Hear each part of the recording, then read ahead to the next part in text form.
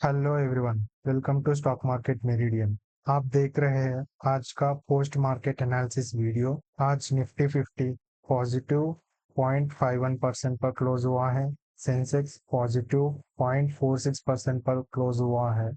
India VIX negative -0.87% पर close हुआ है। सिर्फ आईटी सेक्टर नेगेटिव 0.95% पर क्लोज हुआ है। Nifty bank same opening level पर क्लोज हुआ है। बाकी पूरे सेक्टर्स पॉजिटिव पे।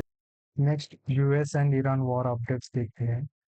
ईरान वालों ने यूएस को कल एक 14 पॉइंट प्रपोजल भेजी है। ट्रंप ने कहा कि मैं उसे पढ़ूंगा, मगर पता है उसमें उतनी बड़ी खास बात नहीं होता है कि वॉर रुक जाए। तो इसके बदले रिप्लाई में ईरान वालों ने वार्निंग दे रहे हैं कि एक्सेप्ट बैड डील और फेस इम्पॉसिबल वॉर। मतलब ईरान कह रहे कि कौन सा तो भी डील एक्सेप्ट कर लो, नहीं तो अब तक जो कुछ भी हुआ है उससे भी बुरा करेंगे हम।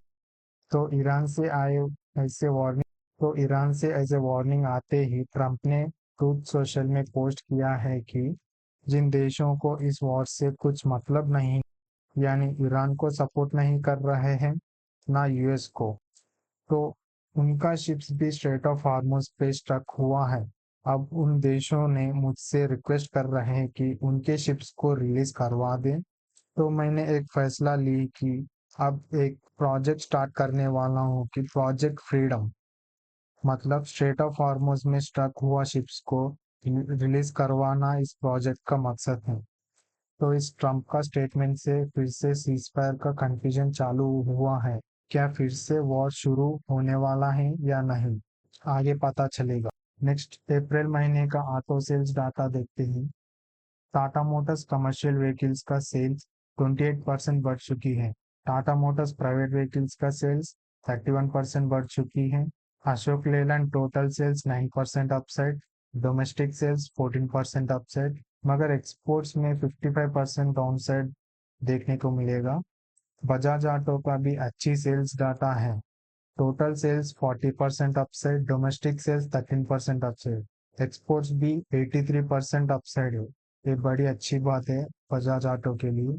To wheelers 38% upside, commercial vehicles 54% का अपसाइड ग्रोथ हम देख सकते हैं। टीवीएस मोटर्स का सेल्स डाटा इनलाइन है। सिर्फ टोटल सेल्स 7% एंड एक्सपोर्ट्स 3% ही है। ईवी सेल्स 36% अपसाइड गया है। Two wheeler 24% upside, three wheeler 37% का अपसाइड ग्रोथ हम देख सकते हैं। एस्कॉर्ट्स क्यूबोटा का total sales 24% upside, domestic 27.6% upside. इनका भी अशोक लेलैंड की तरह कोच डाउन हुआ है, 21% डाउनसाइड। महिंद्रा एंड महिंद्रा का total sales 14% upside, private vehicle sales 8% upside, commercial vehicles 7.5% upside, three wheeler का 81% अपसाइड, एक्सपोर्ट्स का 47% का अपसाइड हम देख सकते हैं महिंद्रा में। नेक्स्ट अप्रैल महीने का जीएसटी कलेक्शन डाटा आ चुकी है।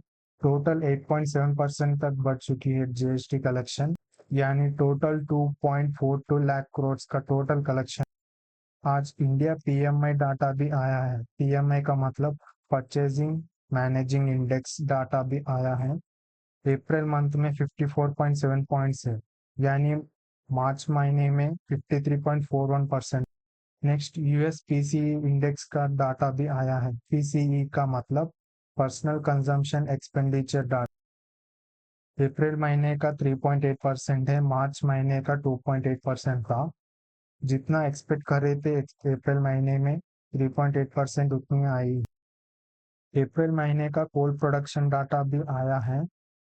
9.7% का ड्रॉप हुआ। इसका मतलब आने वाले दिनों में एनर्जी का डिमांड बढ़ने वाला है। इंडियन ऑयल कंपनी से अपडेट आया है कि एलपीजी गैस का प्राइसेस बढ़ रहे हैं। वो भी पूरा देश में नहीं, सिर्फ मेट्रो सिटीज पर ही। इधर आप देख सकते हैं कि कौन सी सिटीज में प्राइसेस कितनी हाँ, एक और बात, सिर्फ कमर्शियल गैस प्राइसेस ही बढ़ा है, ना कि डोमेस्टिक गैस प्राइसेस। जितना पहला था उतना ही प्राइसेस अभी भी है। इस कमर्शियल गैस प्राइसेस बढ़ने से होटल एंड हॉस्पिटैलिटी इंडस्ट्री के लिए लॉस होने वाली बात है। जैसे ही हमें पता है कि इलेक्शन रिजल्ट्स होते ही फ्यूल प्राइसेस बढ़ाती है गवर्नमेंट, मगर एलपीजी गैस प्राइसेस बढ़ना अनएक्सपेक्टेड था। नेक्स्ट कंपनीज का अपडेट्स एंड रिजल्ट्स देखते हैं। वोडाफोन आइडिया का एक बड़ी पॉजिटिव न्यूज है कि इंडियन गवर्नमेंट ने एजीआर ड्यूज का 27% कट कर दिए हैं। एजीआर का मतलब एडजस्टेड ग्रॉस रेवेन्यू। इससे एजीआर फीस हर टेलीकॉम कंपनी ने गवर्नमेंट को भरना पड़ेगा। तो वोडाफोन आइडिया अब तक जो भी एजीआर ड्यूज था 87,695 करोड़, अब 27% कट करने के बाद 64,046 करोड़ का ड्यूज है। तो इससे स्टॉक प्राइस आज 8% मूव हुआ है। अंबुजा सीमेंट कंपनी का रिजल्ट आया है। प्रॉफिट्स में ग्रोथ, रेवेन्यू में भी ग्रोथ हम देख सकते हैं। मार्जिन्स एंड एबिटा में थोड़ा सा डाउनफॉल हम देख सकते हैं। Next Exide Industries, profits, revenues and margins, EBITDA इन पूरे इनलाइन है। उतना भी ज्यादा कुछ पॉजिटिव नहीं है, सिर्फ इनलाइन रिजल्ट्स ही है। नेक्स्ट बीएचएल का प्रॉफिट एंड रेवेन्यू में अच्छी ग्रोथ देख सकते हैं। मार्जिन्स एंड एबिटा भी इंप्रूव हुआ है। नेक्स्ट गोदरेज प्रॉपर्टीज का भी रिजल्ट देखते हैं। Profits, revenue, EBITDA and margins अच्छा से ग्रो हुआ है। तो ये है दोस्तों आज का पोस्ट मार्केट एनालिसिस वीडियो। मिलते हैं अगले वीडियो में, तब तक के लिए बाय बाय, जय हिंद।